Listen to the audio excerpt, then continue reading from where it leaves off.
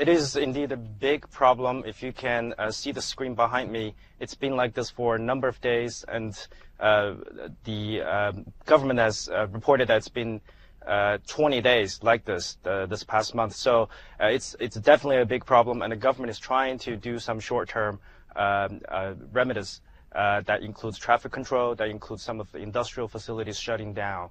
But as you mentioned, this is a longer-term problem that we have to deal with.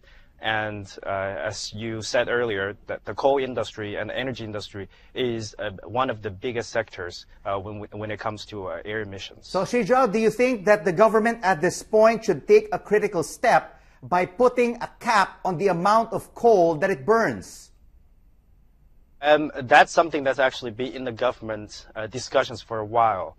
But I think if we think about the energy industry perspective, the demand is very much there. So when you have a growing middle class that's asking for more goods and services, and oftentimes energy consumption goes up.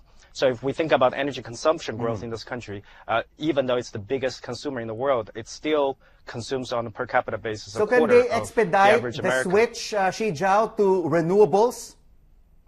Yes, that's something that's very much in the plan. It's already the biggest wind turbine market in the world, for example. It's building more nuclear units in anywhere else. But as I mentioned earlier, demand is there, and they have to come up with the supply somewhere.